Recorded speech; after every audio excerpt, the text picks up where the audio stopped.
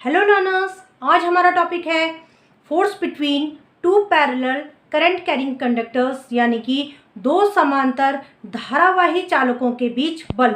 तो आज हमारे पास दो पैरेलल करंट कैरिंग कंडक्टर्स हैं, उनके बीच जो फोर्स लगेगा उसके लिए आज हम एक्सप्रेशन डिराइव करने वाले हैं। ठीक है, तो और इसी के बेसिस पे हम 1 एम्पियर को भी डिफाइन करेंगे, जो कि आपने प्रीवियस क्लास यानी कि क्लास 11th में पढ़ा है, जहां आपके एसआई यूनिट का आपने पढ़ा है, उसकी डेफिनेशंस पढ़ी हैं जहां एसआई यूनिट्स की, वहां आपने 1 एम्पियर को भी डिफाइन किया था। तो आज आप इस लेक्चर में देखोगे कि किस तरीके से 1 एम्पियर को डिफाइन किया जाता है। ठीक है, तो 1 एम्पियर के डेफिनेशन को भी आप इस लेक्चर से समझ सकोगे। तो आइए स्टार्ट करते हैं आज का टॉपिक।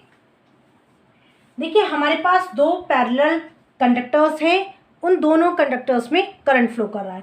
तो सबसे पहले हम क्या करते हैं, पहला कंडक्टर ड्रॉ करते हैं। ठीक है, ये आपका फर्स्ट कंडक्टर हो गया और इस पर मान लेते हैं कि आपका I1 करंट फ्लो कर रहा है। ठीक है, अब हमें पता है कि कोई कंडक्टर है, कोई चालक है जिसमें करंट फ्लो कर रहा है, तो अपने चारों तरफ मैग्नेटिक फील्ड क्रिएट करता है। ये हमें पता है ना कि मैग्नेटिक फील्ड अपने चारों तरफ उत्पन्न करता है। तो इसके कारण जो मैग्नेटिक फील्ड क्रिएट होगा, उस मैग्नेटिक फील्ड में हम सेकंड कंडक्टर को रखते हैं। तो हमने सेकंड कंडक्टर को कहाँ रखा, आपके उस मैग्नेटिक फील्ड में जो आपका पहला कंडक्टर क्रिएट कर रहा है। ये आपका सेकंड कंडक्टर हो गया। ठीक है, सपोज इसमें जो करंट है वो I2 है और उसका डायरेक्शन भी हम वही ले रहे हैं जो आपके I1 करंट का डायरेक्शन है। ठीक है, अब इस सेकंड जो आपका कंडक्टर है, इसमें I1 करंट वाले कंडक्टर के कारण जो मैग्नेटिक फील्ड होगा उसका डायरेक्शन देखते हैं। तो देखिए, मैंने आपको बताया था राइट हैंड पाम रूल का यूज़ करेंगे। आपका जो थंब होगा, अंगूठा होगा, वो करंट का डायरेक्शन रिप्रेजेंट करेगा, करंट हो गया। फिर आप उंगलियों को मोड़ेंगे तो जिस तरफ आपकी उंगलियां जाएंगी वो आपका मैग्नेटिक फील्ड का डायरेक्शन होगा। तो देखिए, कंडक्टर फर्स्ट है, करंट इस तरफ है, मैग्नेटिक फील्ड का डायरेक्शन अंदर की तरफ जा रहा है। तो आपका मैग्नेटिक फील्ड का डायरेक्शन कैसा है, अंदर की तरफ जा रहा है। ठीक है, इनवर्ड है, अंदर की तरफ है। तो ये जो मैग्नेटिक फील्ड यहाँ आपका बन रहा है वो किसके कारण है, कंडक्टर फर्स्ट के कारण। तो इसको आप लिखेंगे B1। ठीक है, ये मैग्नेटिक फील्ड किसके कारण है, आपका कंडक्टर फर्स्ट के कारण है, इसलिए हम B1 लिख रहे हैं। ठीक है, इस B1 का मैग्नीट्यूड कितना होगा, तो देखिए इसका होगा μ0/4 पाई 2I1 लिखेंगे अपॉन R। देखिए R यहाँ क्या है, दो ये जो पैरेलल कंडक्टर्स हैं इनके बीच की परपेंडिकुलर डिस्टेंस है। समझ गया? तो स्मॉल r क्या है आपकी, ये दो पैरेलल करंट कैरिंग कंडक्टर्स हैं जो इनके बीच की परपेंडिकुलर डिस्टेंस है, यानी लंबवत दूरी आपकी r है। तो आप r यहाँ लीजिए, यहाँ लीजिए, यहाँ लीजिए, सब जगह आपका r ही आएगा। ठीक है, अब हमने ये कैसे लिखा, तो अगर आपको ध्यान होगा मैंने आपको पढ़ाया है magnetic field due to a long straight infinite current carrying conductor, तो वो मैंने बताया था। तो वहाँ एक्सप्रेशन मैंने यही बताया था ना आपको, μ0/4 पाई 2I अपॉन R, या आप इसको इस तरीके से भी लिख सकते हो μ0I/2 पाई R, एक ही बात है। ठीक है, 2 कैंसिल हो जाएगा तो यहाँ 2 पाई R ही आ जाएगा, एक ही बात है।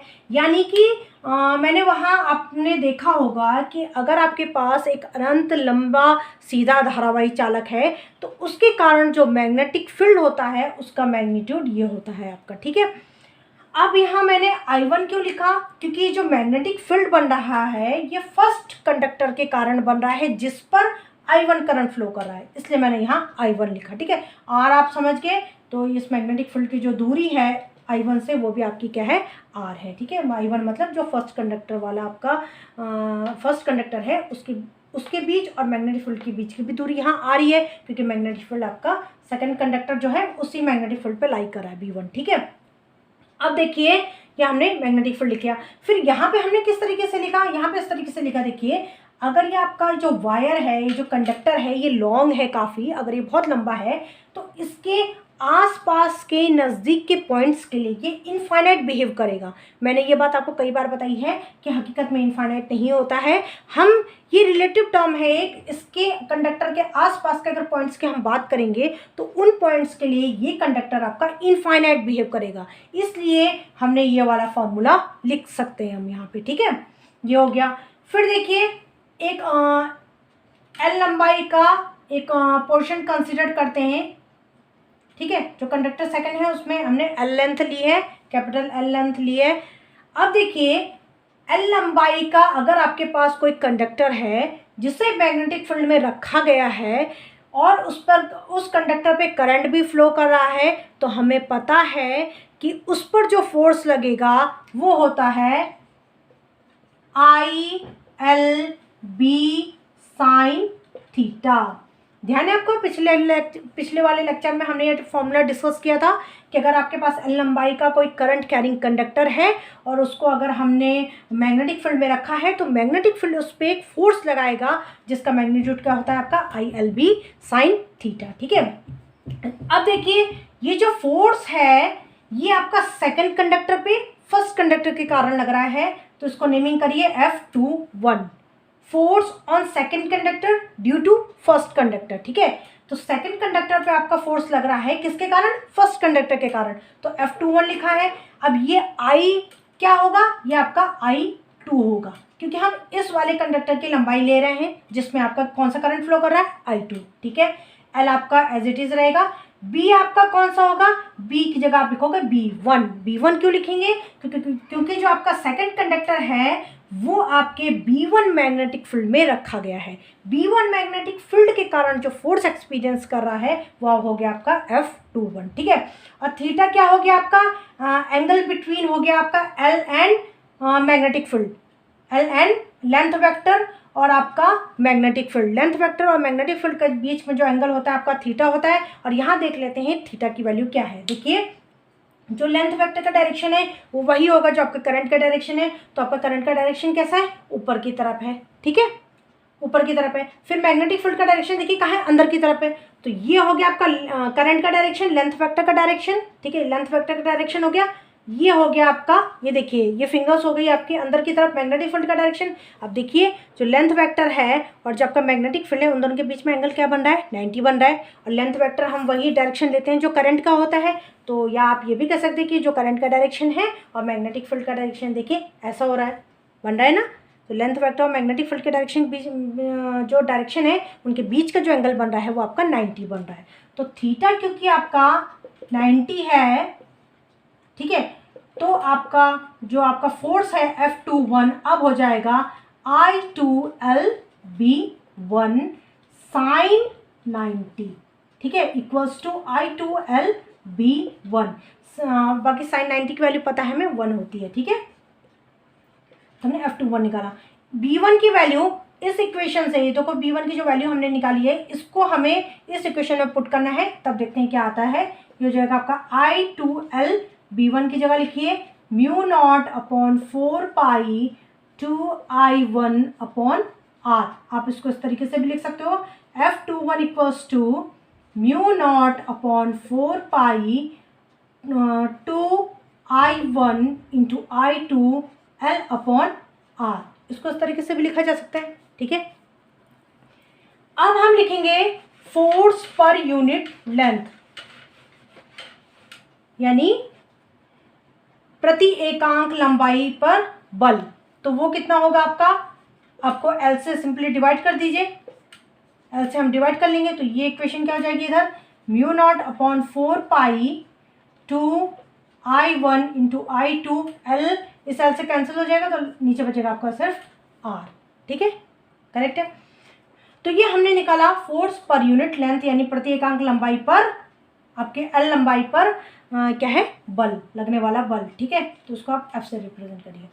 तो देखिए जिस तरीके से हमने यहाँ पर जो फोर्स का मैग्नीट्यूड निकाला, फोर्स पर यूनिट लेंथ का मैग्नीट्यूड निकाला, वो आपका ये था। इसी तरीके से आप फर्स्ट कंडक्टर पे जो फोर्स लगेगा सेकंड कंडक्टर के कारण उसको भी अगर आप निकालेंगे तो वो भी आपका सेम यही होगा, आपका सेम यही आएगा मैग्नीट्यूड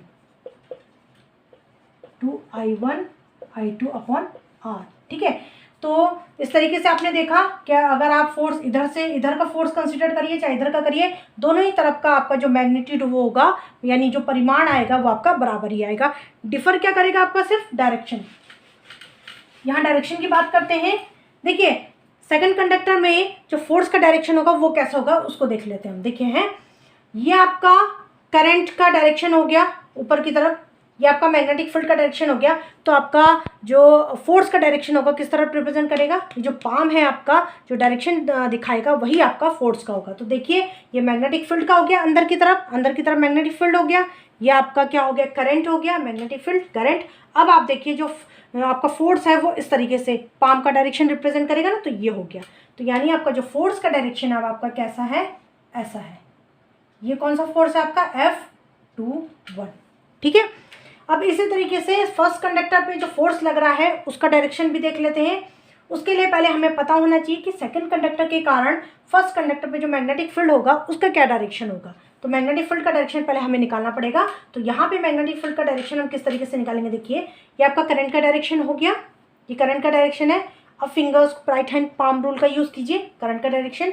अब उंगलियों को मोड़िए, मोड़ते मोड़ते मोड़ते मोड़ते देखिए यहाँ पे कैसा आ रहा है, बाहर की तरफ आ रहा है। तो बाहर की तरफ आ रहा है यानी कि आपका जो डायरेक्शन है वो कैसा है, आउटवर्ड है। इस तरीके से हमें पता है ना जो बाहर की तरफ डायरेक्शन होता है उसको हम कैसे रिप्रेजेंट करते हैं, डॉट से करते हैं, ठीक है। तो ये आपका आउटवर्ड डायरेक्शन यानी बाहर की तरफ हो रहा है, समझ गया। करंट आपका ऐसा हो गया, आपने उंगलियां मोड़ी मोड़ी मोड़ी और इस तरफ देखिए बाहर की तरफ आ रहा है करंट। जो आपका मैग्नेटिक फील्ड का डायरेक्शन है वो आपका बाहर की तरफ आ रहा है, ठीक है। यहाँ आपका मैग्नेटिक फील्ड का डायरेक्शन बाहर की तरफ आ रहा है। अब यहाँ से फोर्स का डायरेक्शन निकालते हैं। ये करंट का डायरेक्शन हो गया आपका, ये देखिए अब इस तरीके से करना पड़ेगा। ये आपका करंट का डायरेक्शन हो गया ऊपर, और ये आपका जो उंगलियां हैं वो मैग्नेटिक फील्ड का डायरेक्शन रिप्रेजेंट कर रही है। तो फोर्स देखिए कैसा हो गया, ऐसा हो गया, यानी कि इस तरफ हो रहा है, यानी कि आपका कैसा है, इस तरफ है फोर्स। और इस फोर्स को लिखोगे आप F12, और ये जो मैग्नेटिक फील्ड हो गया आपका B2। तो इस तरीके से आपने देखा कि अगर आपके दो पैरेलल करंट कैरिंग कंडक्टर्स में जो फोर्स लग रहा है, अगर आपका जो करंट है वो सेम डायरेक्शन में फ्लो कर रहा है, जैसे I1 I2 आपका सेम डायरेक्शन में फ्लो कर रहा है, तो उस केस में जो दो कंडक्टर्स के बीच में जो फोर्स लगेगा वो आपका अट्रैक्शन का लगेगा, यानी कि आकर्षण का बल लगेगा। तो देख सकते हैं कैसे आकर्षण का बल लग रहा है, ठीक है। इसी तरीके से हम दूसरा केस भी कंसिडर कर सकते हैं, जब आपका एंटी पैरेलल हो, यानी एक ऊपर की तरफ जा रहा हो और एक दूसरे डायरेक्शन में जा रहा हो, तब आप देखेंगे तो उनके बीच में जो फोर्स लगेगा वो रिपल्शन का लगेगा, यानी प्रतिकर्षण का लगेगा। इसको भी मैं आपको फिगर के थ्रू समझा देती हूँ ताकि आपको समझ में आ जाए कि कैसे लगेगा। देखिए इसके कारण जो अब ये I1 सपोज आपका ऊपर की तरफ ले रहे हैं और I2 आपका नीचे की तरफ ले रहे हैं, ठीक है। अब हमने डायरेक्शन चेंज कर दिया है, ठीक है। इसको समझ लीजिए कि इनके बीच में अगर आपका जो करंट है वो ऑपोजिट डायरेक्शन में फ्लो कर रहा है तो आपका जो फोर्स ऑफ रिपल्शन यानी प्रतिकर्षण का बल कैसे लगेगा, ठीक है। देखिए इसके कारण जो यहाँ मैग्नेटिक फील्ड होगा उसका डायरेक्शन देखिए, ये करंट का हो गया, अंदर की तरफ जाएगा, ये आपका इनवर्ड हो गया, ठीक है। अब इसके यहाँ पे मैग्नेटिक फील्ड देखिए, ये आपका यहाँ आपका करंट का डायरेक्शन, ये आपका करंट का डायरेक्शन नीचे की तरफ इस तरीके से अंदर की तरफ, तो यहाँ भी आपका इनवर्ड डायरेक्शन है मैग्नेटिक फील्ड, ठीक है। ये हो गया आपका B1, ये हो गया आपका B2 मैग्नेटिक फील्ड। अब फोर्स का डायरेक्शन देखिए, इधर देख लेते पहले, जो करंट है आपका ऊपर की तरफ है, करंट आपका ऊपर की तरफ है, और जो मैग्नेटिक फील्ड क्या है आपका अंदर की तरफ है। तो इस तरीके से हो गया, ये मैग्नेटिक फील्ड का डायरेक्शन हो गया, ये करंट का हो गया। तो फोर्स देखिए किधर आ रहा है, इधर आ रहा है आपका, तो फोर्स आपका इस तरफ आ रहा है, तो ये क्या हो गया F12। इसके लिए भी देख लेते हैं।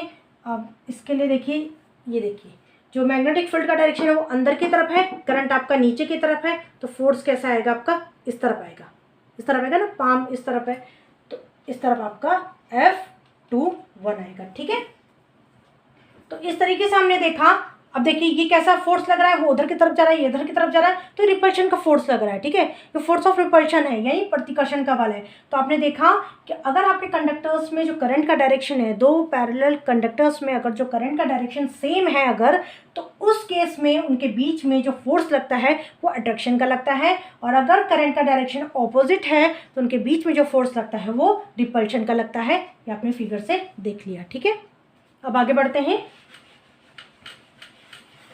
अगर सपोज आपका I1 और I2 1 एम्पियर है, ठीक है, 1 एम्पियर करंट है, R आपका 1 मीटर है, तो देखिए F की वैल्यू क्या आएगी, F की वैल्यू या फोर्स पर यूनिट लेंथ देखिए कितना आएगा आपका, वो आएगा आपका μ0/4 पाई, इसको ऐसे ही लिख लीजिए फोर्स आएगा आपका म्यू नॉट अपॉन 4 पाई 2 I1 I2 1 हो गया, R1 हो गया।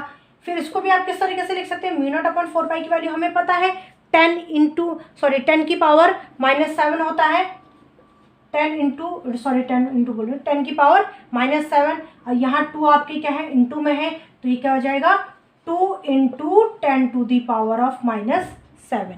तो आपने और इसकी यूनिट लिख लीजिए न्यूटन पर मीटर, या आपका F12 या फिर F21 कहिए, आपका पर यूनिट लेंथ है। ठीक है, तो आपने देखा कि जब आपका जो करंट है I1 I2 दोनों ही 1 एम्पियर है और इन कंडक्टर्स के बीच में जब आपकी दूरी 1 मीटर है, तो उस केस में जो फोर्स पर यूनिट लेंथ है यानी कि आपका प्रति एकांक लंबाई पर जो बल है वो कितना लग रहा है आपका 2 into 10 to the power of -7 newton per metre.